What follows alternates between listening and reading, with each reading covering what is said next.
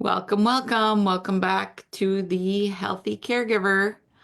Um, we are on day 3 of the Burnout to Breakthrough Masterclass. So I'm just checking to see if we are live here, and it looks like we are, so that's great. Welcome, everybody.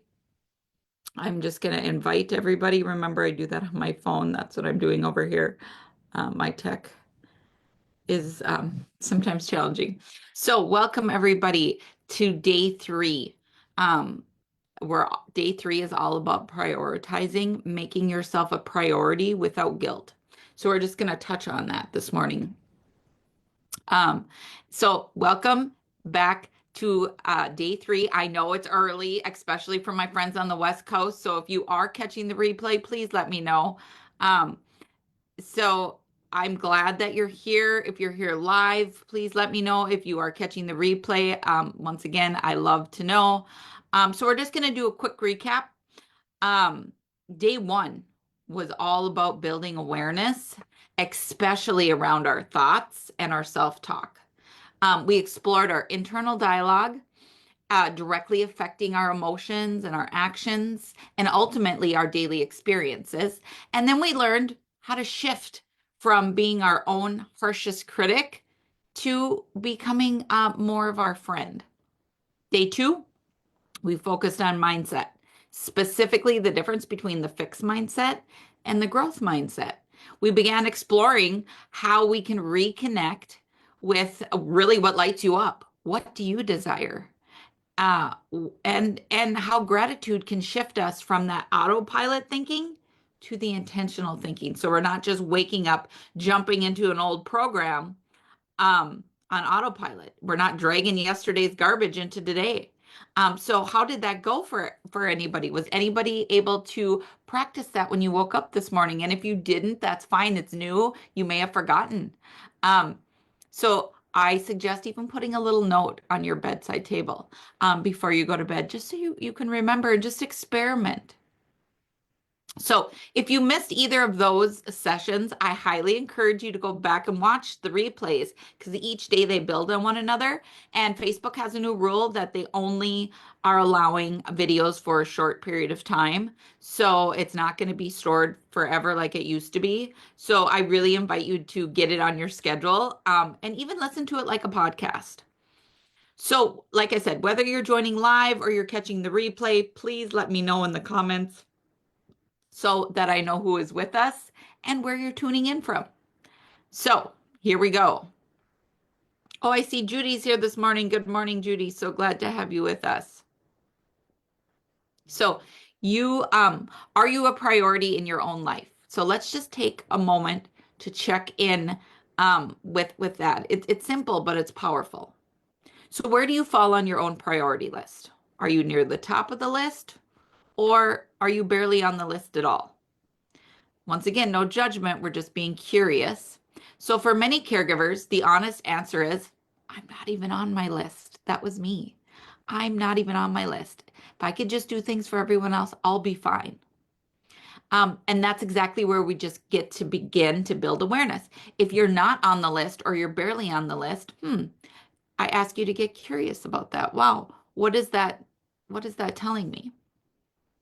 Because the truth is, as we've all heard a million times, you can't give from an empty cup.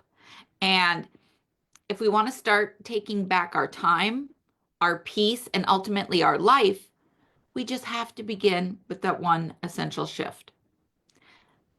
So today, we are also talking about setting healthy boundaries to reclaim your time.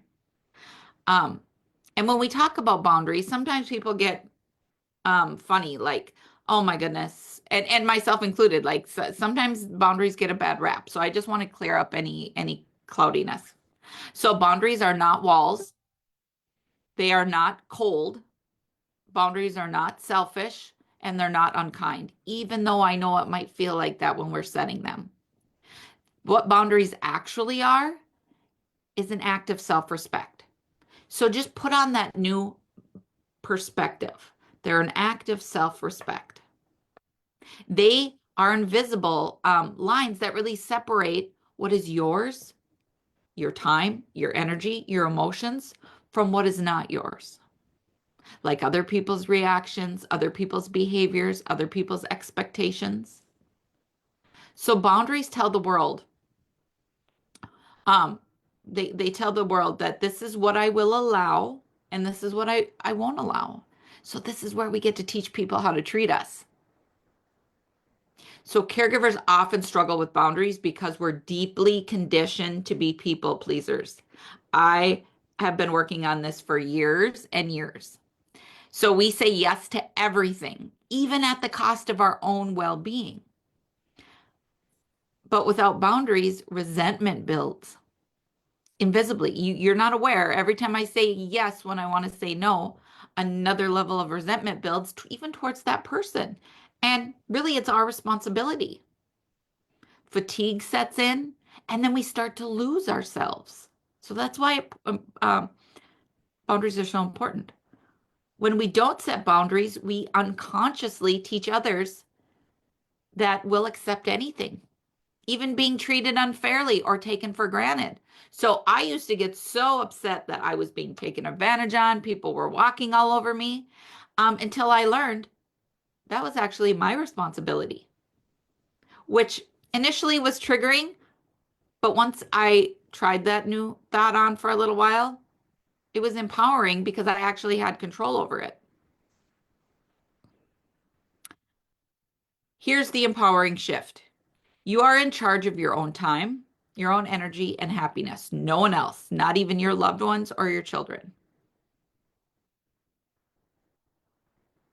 So, just going a little deeper on what a boundary is and what a boundary isn't. So, what a boundary is, a little more information on that. It's a clear boundary. I'm sorry, what a boundary is. It's a clear line between what's okay and what's not. You're just saying, that's not okay. That's not okay to talk to me like that, or that's not okay to treat me like that. And it doesn't have to be confrontational. It can be assertive compassion. You can you can communicate that information assertively and compassionately. Another thing that a boundary is a declaration of your needs. Yes, you do have needs, and your limits. Yes, you do get permission to have limits. So a declaration of your needs and your limits.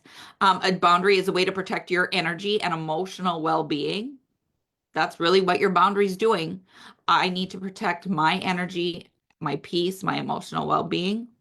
And it's a commitment to that self-respect. So just looking at it through that different lens really helps us get on board with boundaries and why they're important. So what a boundary is not. Now I just want to clear this up. Like I said, a boundary is not separation or disconnection from others. A boundary is not a lack of compassion. A boundary is not cold, mean, or rigid. And a boundary is not a punishment or a rejection. So I just wanted to make that clear because that gets messy. And yes, boundaries can feel so uncomfortable at first. I'm not going to lie. Because they're a new behavior. That's why they feel uncomfortable, not because they're wrong. In fact, people usually appreciate the clarity once they understand. Main point that I want you to walk away with today's training is if someone gets upset with you setting a boundary, they were the one benefiting from you not having one.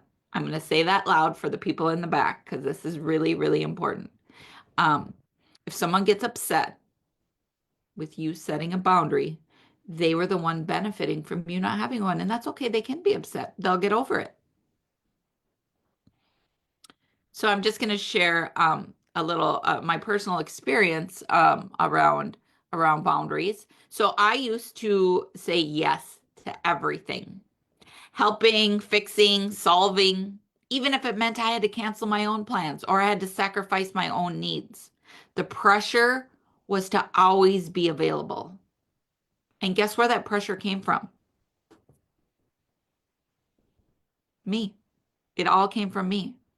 But once I realized I was allowed to say no, everything shifted. And I know that might sound funny, but it's true. I never said no. All I did was just figure it out. I just figured it out, even if it meant sacrificing my own needs, my own well-being. And when I began to practice saying no, it felt hard. But as I practiced, guess what happened? I stopped overcommitting. I stopped overgiving. I started to honor my time and my energy. And here's the best part. And here's what all of my clients come back and tell me as well. Others started respecting me more too.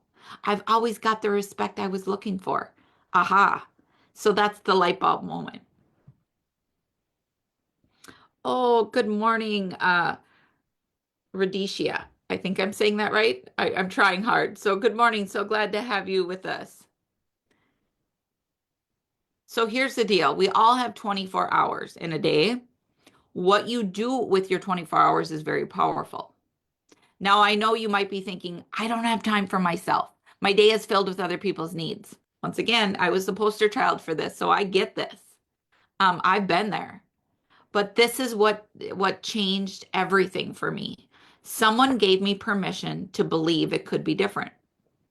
And that shift from I have no choice, so I'm just on autopilot doing the same things I did yesterday, last week, last year, 5 years ago, to maybe there's another way, just gave me a crack in my belief.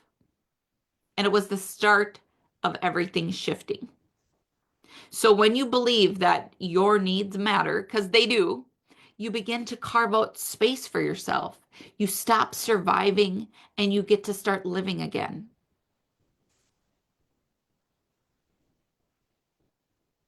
Oh, Radisha shares, me too, until now. This caregiver stuff has changed me. I can't say yes to everything. And I'm finally tired of figuring it all out. It's hard to stop committing to everything. Absolutely. Thank you so much for sharing that. Um, you can definitely relate with everything that I was sharing and the things that I was feeling as well. And so many caregivers share the same struggles. We all have different situations, but we share many of the same struggles because we think that we always have to do everything. So just reframing that belief. So just consider, where in your life are you not a priority? With curiosity.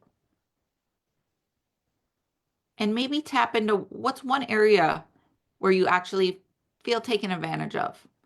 And I ask you to go there because it'll be easier to create a boundary because you already are feeling taken advantage of. So that's a little ninja tip. Go somewhere where you feel taken advantage of and just make a baby boundary, the smallest little boundary. Um, What boundary could you set lovingly but firmly? Like I said, you could be compassionate and assertive at the same time. You could say, I'm learning how to care for me too. And this is one of the ways I'm doing it. That's a great way to share. And I'm beginning to honor my time and energy and peace so that I can show up and be the caregiver that I want to be.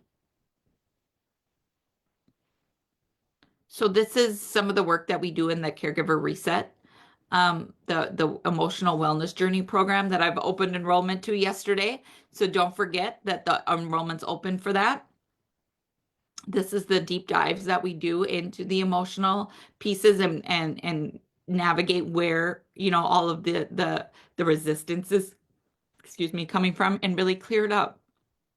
So we build awareness, we shift mindset, and set supportive boundaries that allow us to care for others without abandoning ourselves. So that it's both. It's not a either or, it's an and.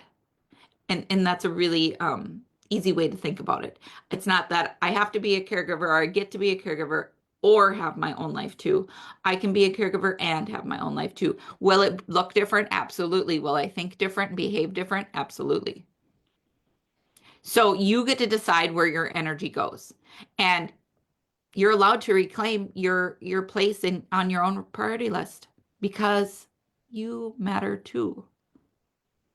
So remember this quote back from Monday from our first day, fighting for your limitations, to stop fighting for your limitations and start fighting for your possibilities. Um, don't forget, I have that right next to my desk here so I can remember when I start going in the ditch with my thoughts about circumstances or I'm a victim of this thing that happened. Um, I stopped fighting for my excuses and limitations because oh boy, I was spending a lot of time fighting there. And it's hard for us to see it in ourselves. So I also invite you to just look for it in other people because you can see it in other people really well because we have our own blind spots. And here's the thing. If we don't believe in possibility, we won't be able to see it. So please write that down because that's a game changer. Our brains are wired this way, and it's called confirmation bias. So if an answer to your problem even sits down right beside you and you don't believe it's possible for you, then you will not take the opportunity presented before you. I know that sounds funny, but once again, this is how our brain is wired. You will tell yourself, yeah, that might be true for them, but my situation is different. But guess what? Your situation's not different. You're not different. This can work for you too. But once again, we have to start with shifting the belief, even a crack in the belief that it's possible. So, why boundaries are the beginning of the transformation. So, boundaries aren't just helpful, they're actually essential, especially when it comes to protecting your energy, your health, and your peace of mind. So Dr. Gabor Mate, he's a leading expert in trauma and chronic illness. He says it best. He says, if you don't know how to say no, and he's done a ton of research on women, caregiving in particular. But if you don't know how to say no, your body will say it for you through an illness or a disease over time. If you're just ignoring your body and your symptoms and your pieces. So caregivers, like I said, caregivers, especially women, are conditioned to prioritize everyone else's needs. And we give and we give and we give some more. But over time, that compulsive caregiving leads to burnout, resentment, and yes, even chronic illness. And this is what we're seeing in the statistics.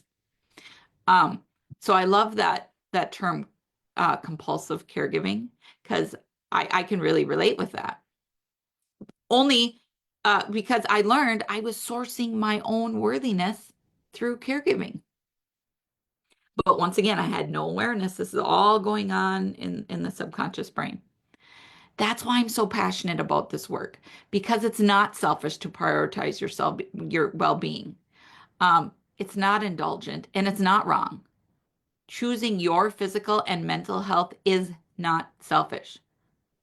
I'm repeating that. Choosing your mental and physical health is not selfish. Guess what it is? It's self-preservation. So somewhere along the way, we got the message that being a quote unquote good caregiver means sacrificing ourselves, our happiness, our dreams, our peace. But I'm here to tell you that's not true. That's not true at all. So what if there's another way? So you can be a loving, dedicated caregiver and also live parts of your own life. Yes, it's not going to look the same, but you can have parts of your own life happening that keep you connected to your own identity, to your own joy, to your own happiness. It doesn't have to be the either or, but it starts with mindset.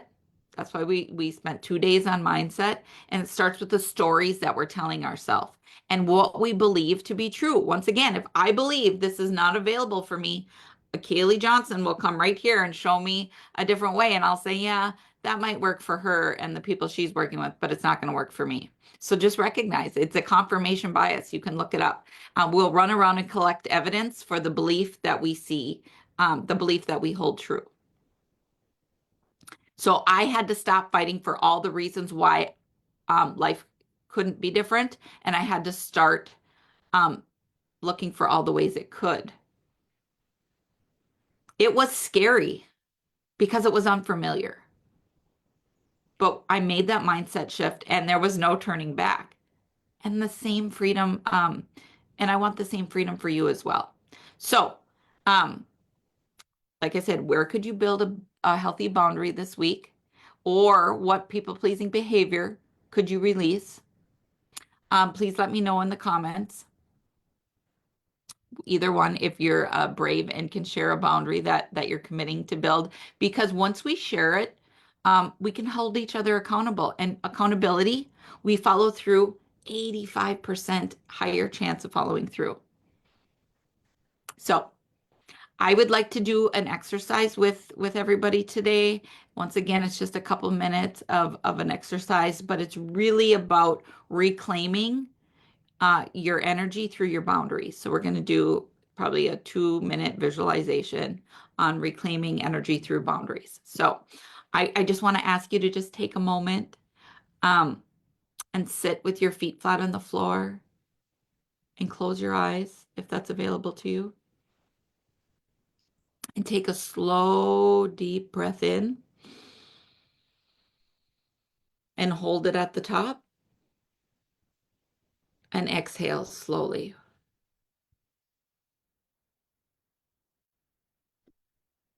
And with your eyes still closed,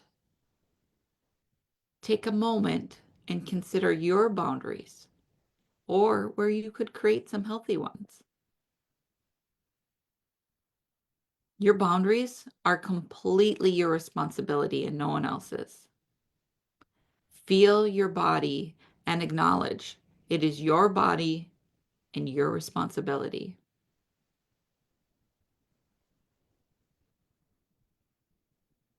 You may have not yet taken control over or even considered this option for you, which is actually normal for caregivers to feel this way. Another deep breath in and exhale slowly.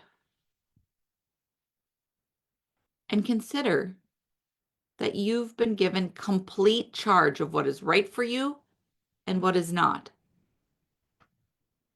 Feel the energy of that.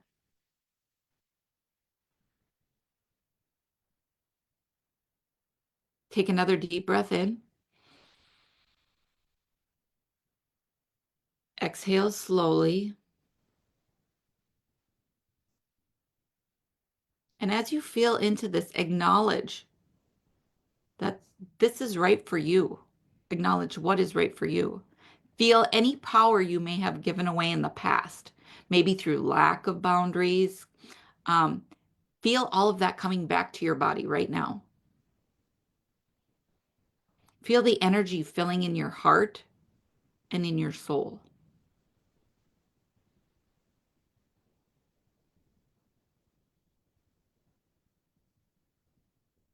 Now just take one last deep breath together. Inhale in,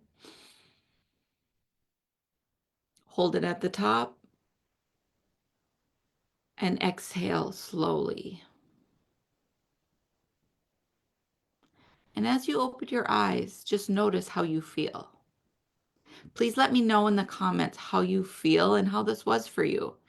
If you were able to feel that you were reclaiming any of your energy, or if you landed on an idea of a boundary that you could create. Thank you for doing the exercise with me. Visualization can be really a powerful exercise, and it also stops and slows down that monkey mind, that hamster wheel running. When we take the intentional deep breathing, it reduces our stress in just 2 minutes. So that's why I've been doing some sort of a breathing exercise each day, because within 2 minutes, we can override our central nervous system and we can start. Your brain says, oh, wow, she's breathing like a calm person. Oh, she must be calm. So our heart rate can start going down, the sweating can start going down, the monkey mind can start relaxing. Oh, Radishia says this was good. Awesome. Thank you for sharing that. So boundaries actually equal clarity, confidence, and self-respect. Boundaries aren't cold. They aren't walls. They're just clarity. They are how you communicate. I respect myself and I'm inviting you to do the same. Like that's what they are at the bottom of it. So if you've ever felt depleted, taken advantage of, or invisible, it's time to look at where you might need a boundary. And if someone gets upset with your boundary, it's often because they were benefiting from you not having one. You are allowed to say no. You are allowed to take up space. You are allowed to be a priority on your own list. Um, So the next place that we're moving on to for today, Elaine says relaxing, reduce stressful thoughts. Awesome. Yeah. So glad that you're sharing this. So yeah, it's really a powerful thing to do, a 2 minute exercise, 2 minute breathing exercise for so many reasons. So thank you, ladies, for participating. So the next place that we're going to go is we're going to start talking about um, help. And I know that's a big can of worms to open. So we're just going to kind of digest what I exactly mean by that. So yes, I know there is no help. I've been that person. I've heard almost every caregiver tell me that. Um, so here's the deal. We might need to ask new people. The ones who have already said no are not the people that we're asking. And I help my clients navigate this part of the journey, um, as well as thinking outside the box. Because, like I said, when you're too close to something, it's really hard to brainstorm to see other options or possibilities because most of us are married to our limitation. So asking for help and learning to receive it, those are two different things. And there isn't anyone who learned this the hard way more than me. Once again, I'm trying to collapse the timeline for you so you don't have to go down all of the wrong roads like I did. So, one of the most powerful steps in recovering from burnout is asking for help and learning to accept it. Like I said, those are different things, even when it doesn't come in the exact form you expected. So, this is where we get to, release the expectation and have an open mind around help. So caregiving often feels that there's just one right way to do things, my way. But part of the healing is recognizing there is more than one path to success. And when we loosen that grip of control, we gain something even greater. We gain freedom, freedom to actually rest, freedom to breathe, freedom to reclaim a piece of ourselves. So, like I said, there wasn't anyone more in this thinking pattern than I was. Nobody else could do this. Nobody else could do that. You had to do it this way. For a long time, I was doing it all of those things. But what did that mean? That means I couldn't step away because nobody else could set up meds. Nobody else could give a bath to my loved one. Nobody else could bring her to the doctor. Um, and for the sheer fact that they weren't going to do it right. Um, But here's the deal. Something happened to me and I wasn't able to care for her all of a sudden, and nobody was trained in. Now, that only wasn't scary for me. It was much more scary for my loved one because in her mind, this was rocket science and she trusted me doing these things. And so I did not do her any justice by not having somebody else on board that at least knew the routine and could step in and help in case of an emergency. And so once again, I learned the hard way. But this is the cool thing. When the other person stepped in, I wasn't able to show them my way. So they just had to figure it out. And a lot of the things they did were much better than the way I was doing it, which was really, really eye-opening. And I really had to acknowledge that and, talk myself through. There's more than one way to do things, and oftentimes that way might be better. Um, and the other part is, yes, you know your loved one better than anyone. So nobody's going to do the same level of care. But, that as long as they're being taken care of in a safe place, you stepping away once in a while, they'll be okay. And like I said, we'll talk more about that. But anyways, that was just my little snippet of my experience. And yes, I know you may have asked all the people, like I said, but it could be a neighbor, it could be a distant family member, it could be a community program. A lot of churches and a lot of communities are now doing even programs around dementia where you can bring your loved one for a little while just so you can run an errand, and they're getting some real doing things that are great for people with dementia in this program. Even a paid caregiver service or one. I know many of my clients have actually connected with retired nurses that just Want a little side gig for a couple hours a week. Like support is out there. And it doesn't just have to be caregiving either. It could be somebody supporting you. Maybe your neighbor is a great cook and Wednesdays are busy because you have many appointments. So they're always saying, "Hey, I see you taking care of your mom. What can I do to help?" Oh, they make a mean lasagna. Could you make a lasagna and just drop it at the door? That would be so helpful. People genuinely want to help, but we don't genuinely ask for help. So or we're not asking the right people, like I said. We're not going to ask the people that have already said no. We have to come up with new people. So, anyways, um, this is the thing. Like I said, I know you may have asked for help before and got let down, and that rejection hurts. So I'm not pretending that doesn't hurt. But what happens is our mind actually creates a protective story, a story that says no one is willing to help me. But is that really true? Hmm. I haven't found it to be true that there isn't a single soul that is connected to somebody that is willing to help in some way, shape, or form. Um, or is it a story that we're holding on to so we don't have to feel the sting of that disappointment or rejection again? And in the cases of myself and the people I've worked with, that's more of what it is.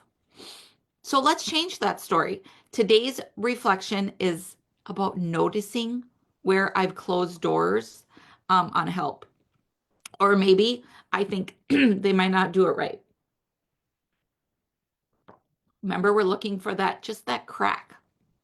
Because when we start getting consistent breaks, you'll care way less about doing things your way and more about how good it feels to finally walk away, even for a few moments. So we go deeper in this work, like I said, inside of my full coaching programs. But for today, here's your reminder. Help is out there. You are worthy of it. And you don't have to do this alone. Now, help, like I said, might look many different ways. It might look like somebody picking up your grocery order.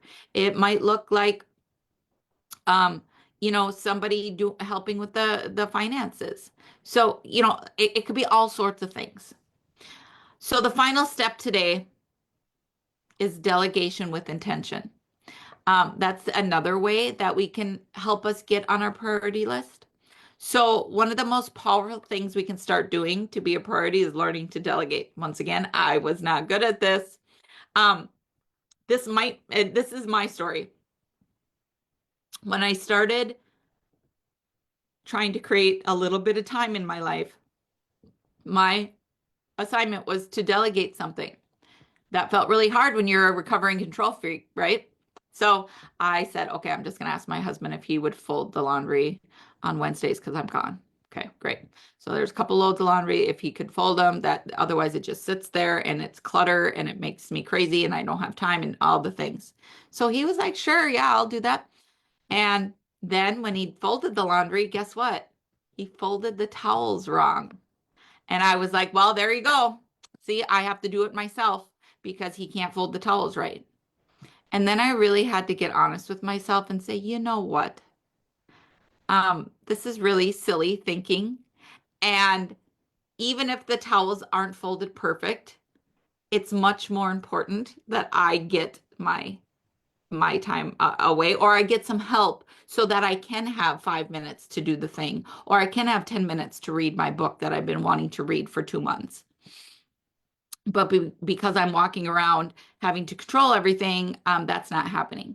So I just love to tell that story because everybody has their own way of folding towels, and it didn't matter. They went in the closet, it all worked out. The sun came up the next day, and it worked out beautifully. But I had to get honest with myself and call BS on those old thoughts.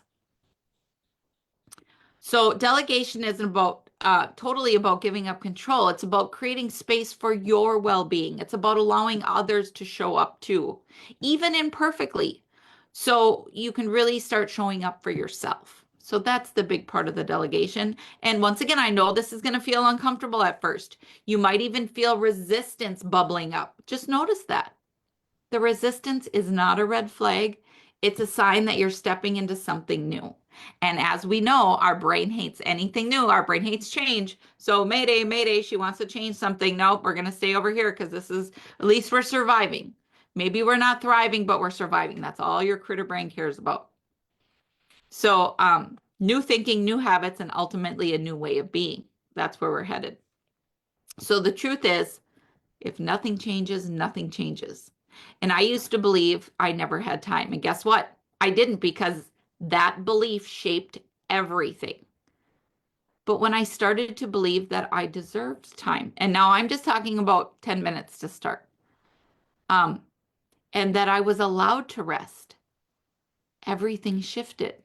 I began to see opportunities for support that had been there all along, but I never saw them. So delegation is not weakness, it's wisdom. It's a courageous step towards reclaiming your time, your energy, your peace of mind. And when you start operating from this place, you become the caregiver you truly want to be. Not the caregiver that's running on fumes, but the one that's rooted in resilience. So, our action steps for today, just choose one. Just choose one of these. Identify an area where you feel taken advantage of or depleted. And that's your first boundary. That's the first place you can build a boundary. And please share it in the comments. If you feel brave, please share it because you'll inspire someone else, another caregiver. Number two, and remember, just pick one of these so you can identify an area where you feel taken advantage of or depleted. Number two, notice any people-pleasing patterns. Where do you say yes when you really want to say no? That's another place you could create a boundary this week and honor committing to releasing a people-pleasing pattern. Another idea you could do is schedule a sacred appointment with yourself. This means 10 minutes and treat this time like you would a doctor's appointment, something you wouldn't miss. You could also ask for help and just notice, be open, and be creative. Ask somebody you haven't asked. Or delegate one task, whether it's folding the towels or making a simple meal, or even asking your partner or your kids, letting go of needing to do it perfectly and just letting it be good enough. So we will build boundaries over time. It's not about perfection, it's about progress. You are allowed to stop surviving and to start thriving. So,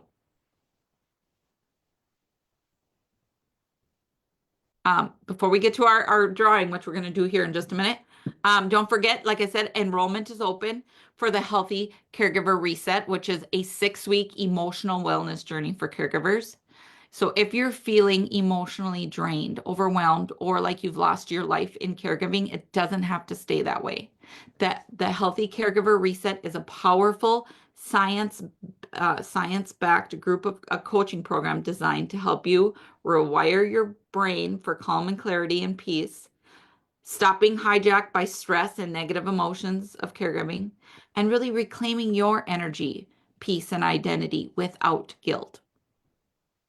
And what you will get in this program is you will receive a saboteur assessment where you and I get to identify your mental patterns draining your peace. What are your saboteurs? Are you the people pleaser? Are you the controller? We all have a judge, and our judge is the loudest. So really, really getting a cool insight on that. Another thing you get is daily mindset workouts. So this is literally a 5-minute brain training every day via an app created for your busy caregiver life. And you get that for a full year. Like that is so amazing. This app is really amazing for caregivers. Another thing you get is live group coaching calls with me. That is weekly support and weekly coaching on challenges. You get me in your back pocket and replays if you can't attend live. You also get private community and accountability. Like I said, when you have accountability, you show up 85% stronger. And community for caregivers, they've shown is so incredibly important. Caregiving can be a really lonely space. So if we can create a community, that's really helpful. And the last thing that you get is lifelong tools. You will learn emotional regulation techniques backed by neuroscience. So super cool. And I just want to share a couple real results from my clients who have taken it in the past year. So these are the things that they've just, when I ask, what are all the things you received? This is just 7 of them. I have 100. Um, I got into a healthy routine of caregiving for me. I followed through in a way I had never done before. I loved feeling the level of support. It was just what I needed in the group, and I learned how to support myself. The program kickstarted me into my own life again. I built boundaries with my loved one. I learned that I'm not alone. Others are feeling the same way I am. Putting a name to my saboteur and recognizing when I'm standing in my own way of what I want in life. I now see when I'm going down a rabbit hole of negative thinking, and now I have new awareness and I have new tools to then shift my thinking. And the last one I'll share today is I learned so many skills in 6 weeks. I no longer feel helpless anymore. And that just means the world to me because um, caregivers need support. There's so many gaps in the services, and you're doing an amazing, amazing thing.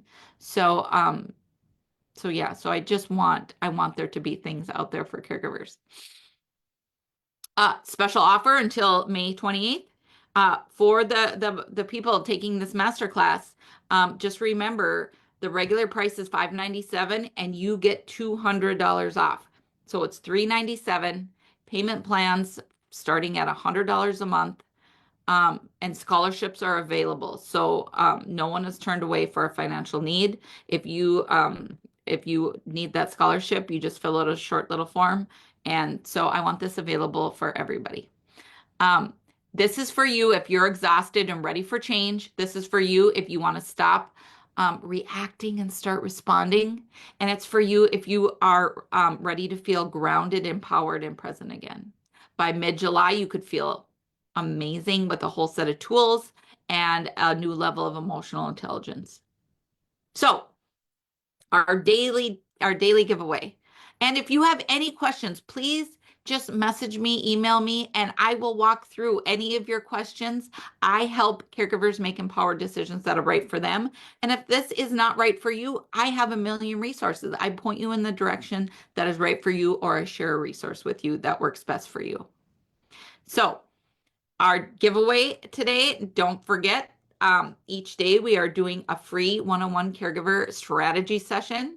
It's a laser focused 30-minute call designed to help you get unstuck in one key area of your caregiving journey so you can walk away with clear, actionable steps.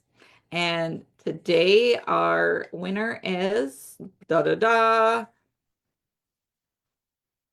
Oh, awesome. Radishia. And she's here live, or she was. Awesome, awesome. You're our winner today, Radishia. I hope I'm saying your name right. Um, I am excited to connect with you. Congratulations. You're the recipient of the caregiver strategy session today. Um, so that's awesome. Tomorrow, we're going to be back at 7 a.m. Central Standard Time again in the Facebook group for day 4. And we are talking about reclaiming your energy through self-care. So tomorrow's about rejuvenate, but it's a whole different take on self-care. So don't miss tomorrow. Oh, she's here. Awesome. Congratulations, Radishia. Yay. I love it. I love when people are live when they win. That's so fun.